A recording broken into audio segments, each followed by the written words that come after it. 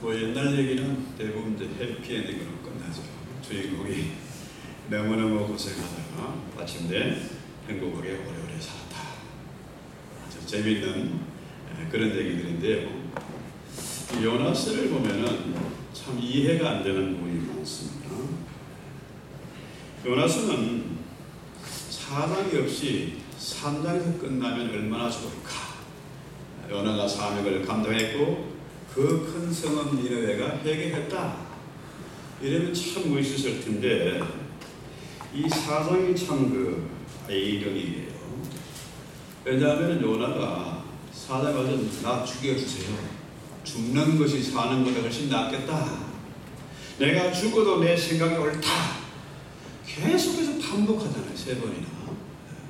이게 이전에 불순종해서 배 밑창에 들어가 잠자던 그 요나의 모습이 그대로 재현되는 것이고, 도로아미타불인가요? 원위치 않아요. 이게 이 요나스가 정말로 우리가 이해할 수 있는 아이러니인데 이렇게만 보면은 우리는 요나스의 진정한 의미를 찾지 못한다. 이 요나스는 요나에 관한 얘기가 아니라 요나스를 통해서 우리에게 들려주는 하나님의 러브스토리다. 하나님의 사랑. 그러니까 2절에 보면은 내가 고국에 있을 때에 이루하겠다고 말씀하지 아니하였나이까. 말로는 요나가 기도해 가로되, 요나가 지금 기도하는 게 아닙니다. 하나님께 따지는 거라. 내가 고국에 있을 때 이렇게 하겠다고 말씀하지 않았나이까. 왜냐? 하나님이 너희를 구원할 계획을 요나가 너무 잘 알고 있어. 그러니까 이 요나의 선교를 통해서, 선교사 한 사람을 통해서 그 큰 니느웨가 구원을 얻었습니다.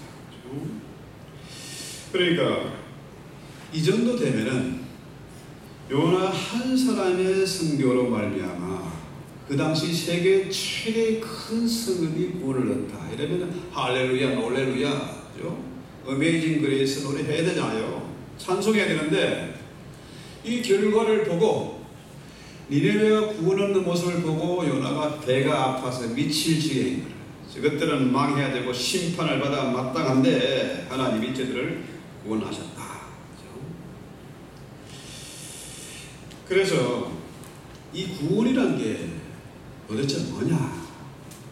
어떻게 하면 구원을 얻느냐? 얼마 주면 구원을 살 수 있느냐? 그죠? 구원은 구원 주고 사는 게 아니고, 요한에서 4장 2절에 보면은 하나님의 성품이, 그죠? 하나님은 이미 계획을 가지고 계세요. 구원은 어디에서 오는 것이냐?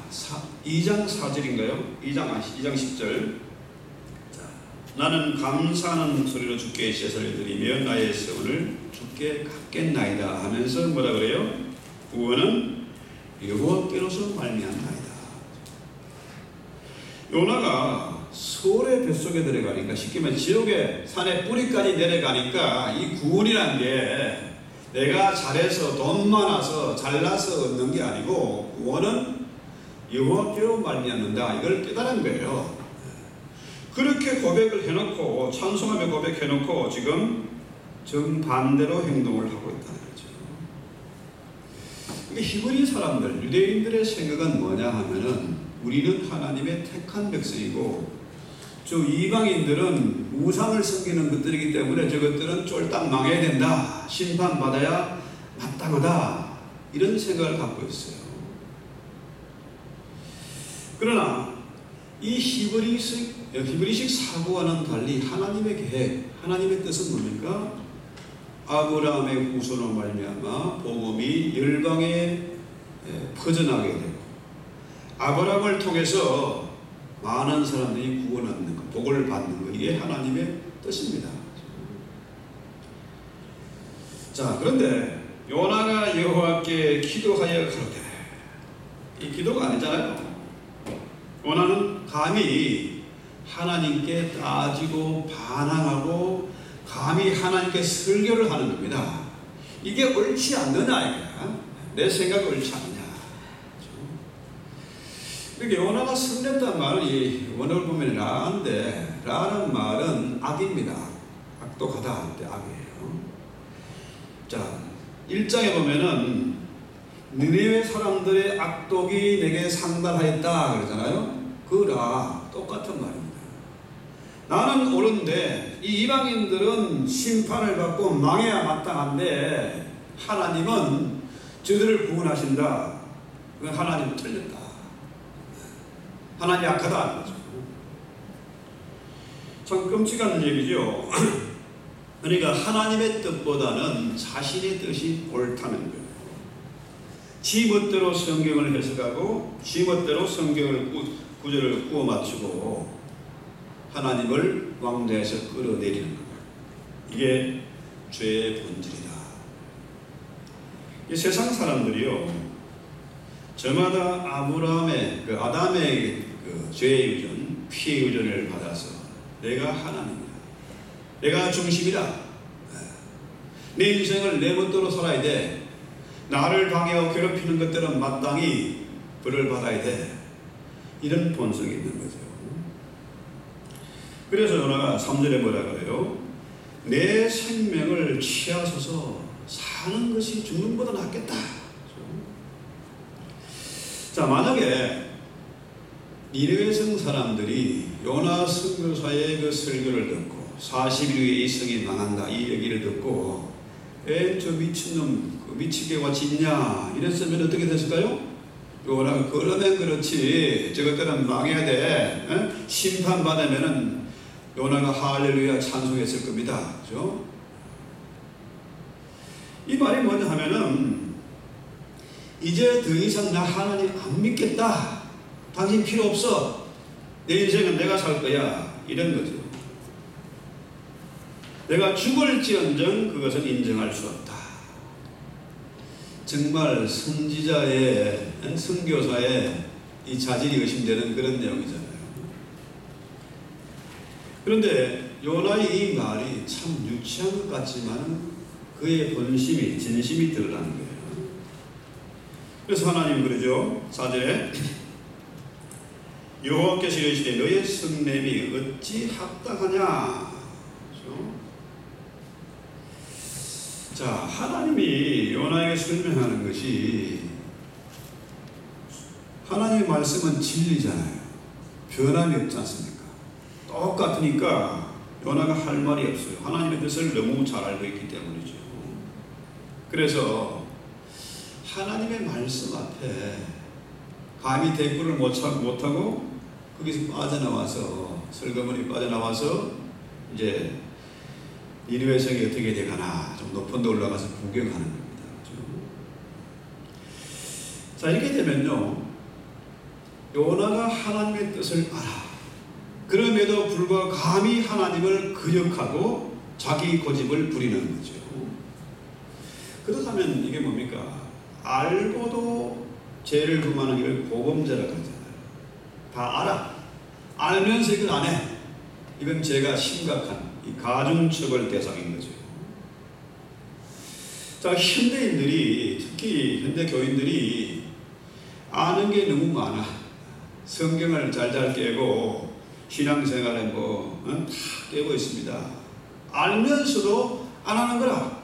아니, 모르면 차라리 니느웨 성 사람들처럼 회개하면 되는데 알면서도 고집을 부리니까 이게 참 방법이 없는 거죠. 그래서 5절에 뭐라 그래요? 성에서 나가 그 동편에 앉아가지고 거기서 자기를 위하여 초막을 짓고 그 그늘 아래 앉아서 성읍이 어떻게 되는 것을 본다. 그렇죠? 여러분, 우리 하나님은 사랑이세요. 그렇죠? 우리 하나님은 사랑의 하나님입니다. 제가 짧지 않은 세월 동안 신앙생활하면서 정말로 확인하고 또 확인하고 뼈저리게 느낀 것은 뭐냐면 하나님은 사랑이십니다. 가장 큰 교훈이에요. 하나님은 사랑의 원천이시다. 하나님이 이스라엘도 사랑하지만은 이방인도 사랑하세요. 요나도 사랑하지만은 그 악도가 니느웨 성 사람들도 사랑하세요. 여러분 잘 아는 누가복음의 탕자에 비유해서 아버지가 어떻게요? 탕자도 사랑하지만은 그 집에 있는 큰아들도 사랑하는 거예요. 그래서 우리가 이 세상을 살아갈 때, 특히 이 험악한 말세에 우리가 살아갈 때 하나님의 사랑과 하나님의 은혜가 필요해요. 성령의 충만하고 인도하심, 성령의 교통하심이 정말 필요합니다. 이게 없으면 우리가 신앙생활을 할 수가 없는 거죠. 근데 문제는 뭐냐? 주님의 말씀은 뭐라 그러니까? 내 이웃을 사랑하고 심지어 내 원수까지라도 사랑하라 그래요. 자, 이게 잘 안 되지 않습니까? 그죠? 원수까지 사랑해라. 그래야 하나님의 아들이라 일컬음을 받을 것이다. 이 명확한 하나님의 말씀인데 우리가 이것을 실천하지를 못해요. 왜 선교를 하지 못하느냐? 왜 전도를 하지 못하느냐? 우리 안에 이 사랑이 없어서 그래요. 하나님은 사랑의 원천이시고 우리의 아버지가 하나님이신데 그 자식이 아버지를 닮아야지, 주님을 닮아야죠. 그런데 이걸 못하고 있다. 왜 우리에게 이런 사랑이 없느냐? 이건 심각하게 고민을 해봐야 돼요. 그래서 우리가 정말로 이방인들에게, 우리 이웃들에게 선교하고 전도해야 될 이유가 분명히 나타나는 것이죠. 우리의 사명은 교회 크게 짓고 이렇게 서로 아름다운 공동체를 만들고 이게 아닙니다. 정말 교회의 본질은 뭐 하는 것이냐? 선교하는 겁니다. 우리 신앙의 사명이 뭡니까? 전도하는 거예요. 그래서 우리 하나님이 요나를 책망하잖아요. 선교사가 선교를 하지 않고 니네웨가 어떻게 그 꼴이 되어가나 궁행하고 있는 거죠. 여러분, 우리가 보통 생각하는 뭡니까? 북한 공산당, 중공 그 공산당, 그런 나라는 망해야 된다. 그 14억 인구가 망해야 된다. 이방인의 그 뭡니까? 그 이슬람권들, 이슬람 여자들이 얼마나 고통스럽습니까? 그 율법에 매여가지고 이쁜 얼굴도 드러내지 못하고 한 남자가 부인을 4명이나 그리는 그런 세상에 살고 있잖아요. 그들이 망해야 된다? 이건 아니지 않습니까? 나를 괴롭힌 원수는 심판받아야 마땅하다? 이건 하나님의 뜻과 반대가 되는 거죠. 그래서 하나님이 이 어리석은 요나, 한심한 이 요나에게 실물 설교를 하십니다. 6절에 보면요, 하나님 여호와께서 박능풀을 준비하사 요나에게 가려게 하셨으니 이는 그 무리를 위하여 그늘이시게 하여 괴로움을 면하게 하였더라. 요나가 그 박능풀 하나 때문에 크게 기뻐했어요. 자, 하나님을 향해서 원망하고 불평하고 감히 하나님을 향해서 설교하는 이 악독한 놈을 그래도 하나님은 사랑하셔서 교육을 시키는 겁니다. 박능풀을 준비해가지고 시원하게 했더니 요나가 너무 기분 좋아. 그러니까 어떻게 해요? 서로 잠이 드는 거죠. 사명자가 니네웨로 가지 않고 다시스로 가는 배에 그 배 밑창에 들어가서 잠자고 있는 모습과 똑같은 거죠. 자, 그런데 문제는 뭡니까? 하나님이 박능쿨을 준비하신 하나님이 뜨거운 동풍을 준비해가지고 또 벌레를 준비해서 그냥 그 박능쿨을 없애버리니까 어떻게 해요? 요나가 그냥 너무너무 괴로운 거다. 또다시 불평이 폭발하는 것이죠. 박능쿨이 있으면 시원해가 기분 좋아 잠이 들었는데 그 벌레가 그냥 갉아먹어버리고 말라버리니까 뜨거운 동풍이 오니까 또 분노가 폭발하는 겁니다. 요즘 교인들 변덕 부리는 사람 많잖아요. 그런 사람들처럼 뭐 좋으면은 할렐루야 하고 조금만 뭐 나쁜 일이 생기면은 하나님을 원망하고 똑같은 모습이죠. 그래서 스스로 죽기를 구하여 가로되 사는 것보다 죽는 것이 내게 낫다. 나 죽여라. 이런 모습입니다. 자신의 속을 다 드러내고 자기 자신을 스스로 정죄하는 거죠. 나 죽고 말겠다. 자, 그동안에 대통을 만나서 서울의 매속 산의 뿌리까지 내려가서 음부의 고통을 맛보았습니다. 그런데 더 견딜 수 없는 것은, 지옥의 고통보다 더 견딜 수 없는 것은 저 왼수들이 회개하고 구원 얻는 거라. 이걸 견딜 수가 없는 거죠. 그래서요, 우리 하나님은 여러 가지 동원하지 않습니까? 대풍을 일으켜가지고 요나를 흔들어 깨우고 바다에 집어넣고, 또 물고기를 동원해서 지옥의 쓴맛을 보게 하시고, 박넝쿨과 동풍과 벌레를 다 동원해서 움직이세요. 자, 이렇게 보면요, 하나님의 말씀 앞에 온 천지 만물이 다 하나님의 질서에 순종하는 겁니다. 왜? 하나님이 창조주시니까, 그분이 역사의 주인이고 왕이시니까 그분의 말씀 앞에 다 순종하는데, 문제는 뭐예요? 요나잖아요. 요나란 놈은 선교사이면서 하나님의 일을 한다고 하는 놈이 불순종하고 악을 바락바락 쓰고 있는 겁니다. 나 죽여달라. 자, 여러분, 죽는 거, 한 번 죽는 것은 사람에게 정한 이치입니다. 어느 누구도 죽음을 피할 수가 없어요. 우리 어머니도 이제 장남이 한국 오기를 지금 손꼽아 기다리고 계신데, 온 가족이 죽음을 피할 수 없어요. 내 어머니라고, 내 사랑하는 사람이라고 안 되는 겁니다. 그건 정한 이치예요. 그런데 문제는 뭐냐? 우리 성도는, 믿는 사람은 정말 가치 있는 죽음을 맞이해야 됩니다. 죽음을 통해서도 하나님의 영광이 드러나야 돼요. 결코 개죽음하지 말아야 된다는 거죠. 그런데 요나는 어떻게 해요? 사명보다는 뭡니까? 박넝쿨이 더 좋아. 영혼을 사랑하고 영혼 중심으로 사는 것이 아니라 육신을 더 사랑하는 거예요. 주님의 말씀은 그 나라와 그 의를 먼저 구하라는데, 그렇게 하면은 그 위에 모든 것을 더해 주시겠다는 겁니다. 그럼에도 불구하고 요나는 뭡니까? 영혼보다는 육신을 더 사랑.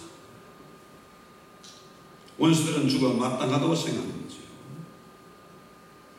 그래서 욥기에 보면은 주시니도 여호와시요 취하니시도 여호와시다, 그런 내용이 나오잖아요. 자, 박넝쿨을 주시니도 하나님이시고, 박넝쿨을 거두고 가시고 동풍을 예배하시도 하나님이시라.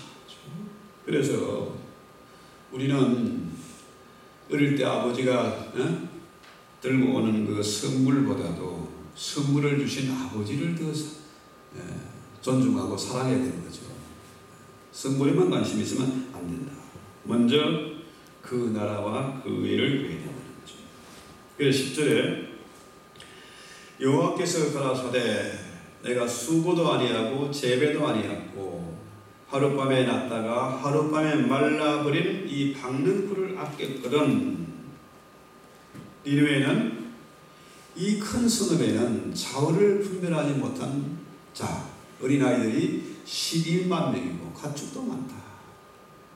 너는 박넝쿨을 사랑하고 박넝쿨에 관심이 있는데, 내 관심은 물론 내가 너도 사랑하지만은, 너에게도 박넝쿨을 주었지만은 저 니느웨 성에도 박넝쿨을 주었고 저들도 사랑하는 것이 마땅하다.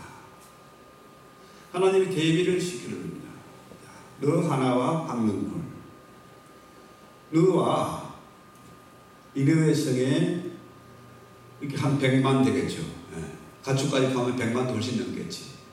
이 큰 성읍에 하나님은 관심 있고 사랑을 하신다는 거죠. 그래서요, 우리가 다시 한번 기억해야 되는 것은 왜 선교를 해야 되느냐. 인도의 14억 인구, 중국의 14억 인구, 이 어마어마한 인구들이 지금 우상을 섬기고 있다. 그 아래에서 신음하고 있다. 전 세계 어마어마한 이슬람 성도들이, 신자들이 여인들을 억압하고 인권을 탄압하고 있다. 그 속에서도 숨어서 생명 걸고 믿음을 지키고 기도하는 성도들이 있다는 거죠.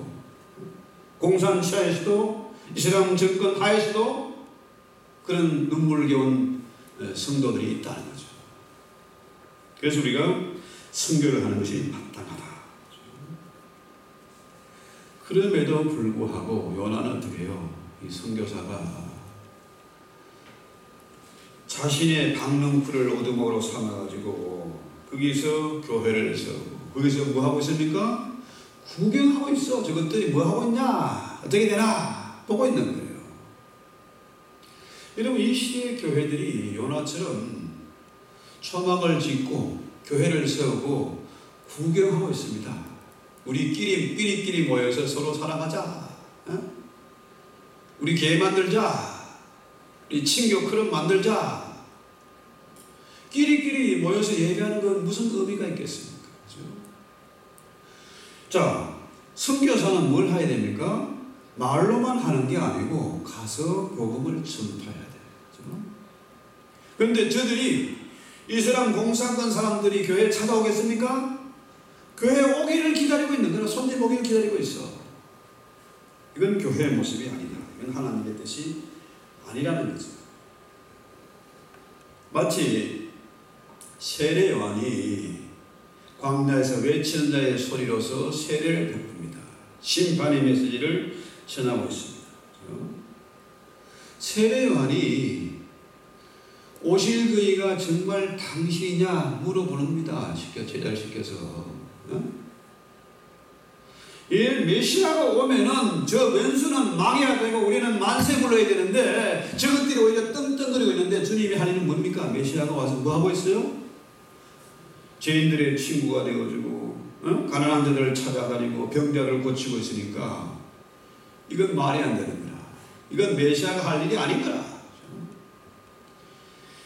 우리 예수님은 구약에 예언된 대로 메시아로 오셔가지고 가난하고 소외되고 거느진 자들을 찾아다니며 위로하시고 복음을 전파하시고 죄인들의 친구가 되어주셨어요.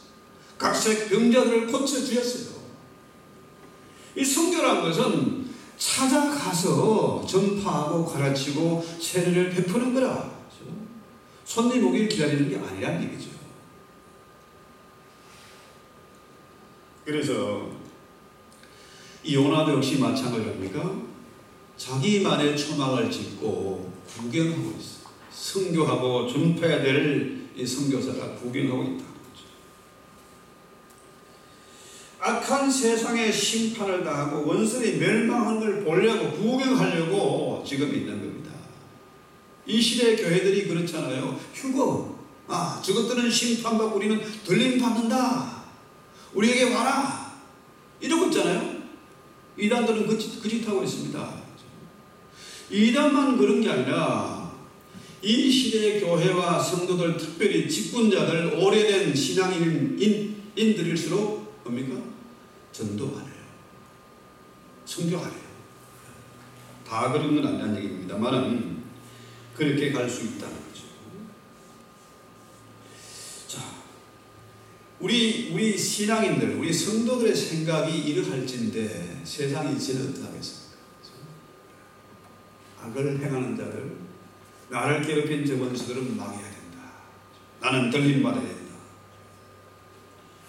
그런데요, 원수 갚는 것, 우리에게는 원수 갚을 능력도 자격도 없어요. 원수 갚는 것은 하나님의 소관입니다. 하나님이 하실 일이라. 사실 원수가 어디에 있습니까? 가장 가까운 데 있는 게 가장 큰 원수라. 그 중에 제일로 큰 원수는 내 안에 있어. 요나 같은 이 자존심, 이 똥꼬집이 제일 큰 원수예요. 원수가 먼 데 있는 게 아니고 가까이 있다는 거죠. 그래서요, 다시 말해서 나와 가장 가까운 친구나 형제나 가족들이 제일 큰 원수라. 그런데요, 이걸 원수 갚는다고 정말 사랑하고 섬기고 최선을 다하지 않으면 어떻게 될까요? 그들이 진짜로 평생 원수가 돼요. 평생의 근심거리가 됩니다. 나를 괴롭히는 거죠. 제가 한국에 있을 때요, 어떤 어머니가 금요기도에 헐레벌떡 도망을 왔어요. 무슨 일이냐니까 우리 딸이 원수 갚는다고 자기를 괴롭히고 쓸데없이 대학 보낸 그 원수를 갚겠다고 칼을 들고 설친다는 거예요. 도망.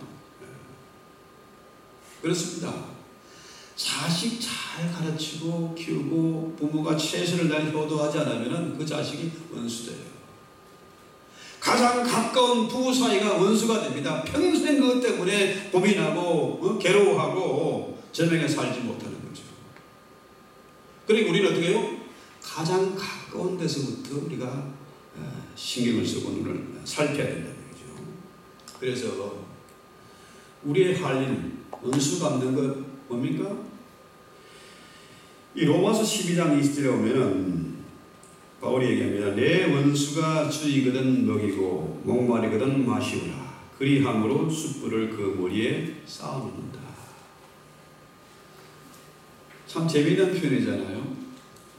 내가 정말 나를 괴롭히고 나와 가장 가까운 그 왼수를 먹이고 마시우게 하고 하면은 그것이 그 머리를 완전히 빠개버린다는 거죠. 머리에 숯불 올리는 누가 견딜 장사 있겠습니까? 가장 가까운 사람에게 사랑을 베풀고 관심을 가지게 하고 하는 것, 이것이 그의 마음을 녹이는 최고의 비결이다. 그래서 우리 성도들은요, 나를 괴롭히는 사람들, 나에게 소원을 입히고 죽이고 싶은 그런 사람들 더 가까이 하고 사랑하고 선을 베풀어라. 선으로 악을 이겨야 된다는 거죠. 실제로 니느웨에 선 그 당시, 요나 당시 니느웨에 선 사람들, 그 사람들이 나중에 어떻게 해요? 그때 태어난 아이들, 좌우를 분별하지 못한 그 12만 명의 그 아이들이 나중에 어떻게 해요?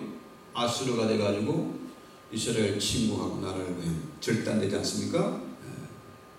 그때 정말 그 니느웨 성의 큰 성의 사람들이 왕으로부터 백성들과 짐승까지 금식하면서 회개하거나 했으면은 할 일이 얼마나 많았겠습니까? 그 사람들에게 하나님이 어떤 분인지 성경을 가르치고 세례를 베풀고 교회를 세우고 썬데이 스쿨하고 했으면 어떻게 해요? 이스라엘과 아수르가 오늘날 말하는 시리아죠. 그 나라가 원수가 되지 않았을 겁니다. 그때 제대로 원수 갚지 않으니까, 원수 갚는 겁니까? 목마를 때 마시우게 하고 배고플 때 줄일 때 먹을 거 주는 거, 그거 했으면은 그 당시 요나 선지자가 사명 제대로 감당했으면은 오늘날 이 비극이 없다. 그렇습니다. 우리는 과연 박능쿨을 더 사랑하느냐, 오늘 있다 내일 없어질 그 박능쿨, 그걸 더 사랑하느냐, 아니면은 니느웨 성의 그 어마어마한 많은 사람들을 더 사랑하느냐, 거기에 관심이 있느냐, 이걸 한번 생각해 봐야 되는 거죠. 그래서요, 우리는 이 요나스의 얘기가 하나님의 러브 스토리인데, 이 요나에게 주신 이 말씀이 바로 우리에게 주시는 말씀이 아니냐. 그래서요, 요나서는요, 해답이 없어. 질문으로 끝나요. Q 하면 안서가 있어야 되잖아요. Q&A가 돼야 되는데 질문으로 끝나는 겁니다. 하물며 이 큰 성읍 니느웨에는 좌우를 분별하지 못하는 자가 12만 명이고 가축도 많다. 내가 어찌 아끼지 아니하겠느냐? 질문하는 거예요. 여러분, 해답이 없어요. 끝이 나지 않았습니다. 이 얘기는 바로 우리에게, 우리 교회에게 하시는 말씀이고 나에게 적용되는 말씀이라는 거죠. 그래서요, 해답 어떻게 해요? 해답을 내가 써야 되는 거죠. 내가 반응해야 되는 거예요. 그렇죠? 여러분, 우리 어릴 때 동아수련장, 동아정가에 있었습니다만은, 자, 정말 지혜로운 선생님, 지혜로운 부모는 어떻게 해요? 해답지를 떼버려요. 애가 그거 보고 해답 보고 딱 질문 딱딱 답을 써내면은 이거는 애 도움이 안 되잖아요. 지가 끙끙대면서 문제를 직접 풀으라고 해답지를 떼는 거죠. 요나스의 그런 것처럼 이 정답이 없어, 해답이 없어요. 내가 써야 된다는 거죠. 자, 그래서 요나는 지금 사명을 포기하고 구경꾼이 되어 있습니다. 이 시대의 교회들도 사명을 제대로 감당하지 못하고 구경꾼이 되어 있습니다. 세상이 어떻게 돌아가나? 지금 이단들이 득세하고 이 사람이 득세하고 공산군이 세력을 넓혀가는데 이게 뭡니까? 우리의 심각한 도전이고 우리의 숙제잖아요. 자, 팬데믹을 만나서 이렇게 교회가 위기를 겪고 어마어마한 엄청난 도전이 해오는데 여기에 우리가 고민 안 하고 있어요. 자, 교회마다 아이들이 사라져가고 있는데 청년들이 교회를 떠나고 있는데 이 해답을 찾지 못하고 있어요. 이런 시대에 우리는 구경꾼이 되지 말아야 된다는 겁니다. 정치인들이 맨날 거짓말하고 자기 배를 불리고 이익만 챙기고 있는데 맨날 싸움만 하고 있는데 교회가 그들을 향해서 심각하게 도전을 해야 되는데 그거 못하고 있어요. 직선이 못하고 있어요. 왜 그렇습니까? 교회가 힘이 없거든. 구경꾼이 되어 있거든. 그래서 주님이 정말 오셔야 됩니다. 내 마음속에 주님이 오셔야 되고 우리 가정에 주님이 찾아오셔야 되고 우리 교회에 주님이 찾아오셔서 친히 말씀하시고 임재하셔서 우리를 각성시켜 주셔야 돼요. 사람들이요, 성경 공부합니다. 성경 읽기, 성경 쓰기도 해요. 제자 훈련도 합니다. 하는데 뭘 안 해? 성경은 죽어라고 하려고 그래. 전도하러 가면 그냥 최고 부담입니다. 이 심각한 시기를 만나서 요나처럼 우리가 잠자고 있고 사명을 포기하고 구경하고 있다. 나 죽여라 차라리. 그래서요, 우리는 구경꾼으로 부름받은 것이 아니라 사명자로 부름을 받았습니다. 이 사명을 위해서 우리는 기도해야 된다. 하나님의 컴패션, 하나님의 긍휼. 뭡니까? 저 공산 치하에서, 이슬람 치하에서 이단들에게 압제당하는 그 영혼들을 향해서 하나님의 긍휼, 그 컴패션이 뭡니까? 창자가 끊어지는 아픔을 가지고 지금도 하나님이 관심을 가지고 기도하고 계시다. 그렇죠? 하나님 기도하는 건 아니고 우리가 기도해야 되지. 그렇죠? 우리가 기도. 하나님은 하나님이시니까 그렇죠? 세상을 다스리고 계시죠. 자, 내 안에 계신 성령께서 지금 말할 수 없는 탄식으로 대신 간구하고 계신데 우리는 이 성령의 음성을 듣고 이 시간 찬송하고 결단하고 우리 기도합시다. 찬송가 302장입니다.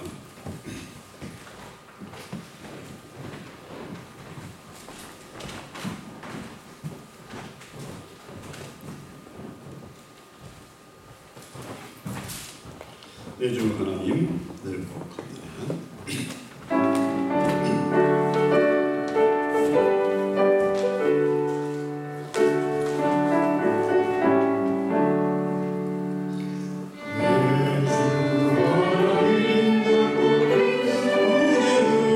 주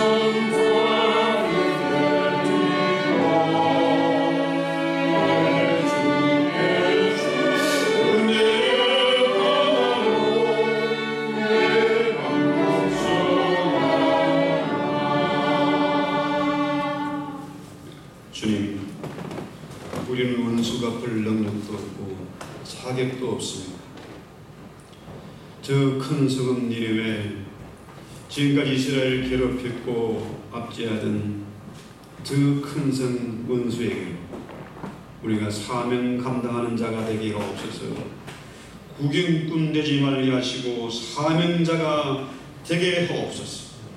이 시대에 잠자는 교회와 성도를 깨우고 각성시키는 사명자들이 되게 하시고 우리가 진실로 산위의 동네가 되어서 어두운 세상에 빛을 비추며 소금의 직분을 감당할 수 있는 저희들 되게 하옵소서. 내 안에 있는 큰 원수, 이 원수를 이기고 승리할 수 있는 믿음을 제게 허락해 주시고 언제나 내 뜻보다는 하나님의 뜻이 우선하며 먼저 그 나라와 그 일을 구할 때에 그 위에 모든 것을 더해 주시는 하나님의 사랑을 체험하며 자랑하며 간증하게 하옵소서. 하나님께 영광이 되게 하옵소서. 예수님의 이름으로 기도했습니다.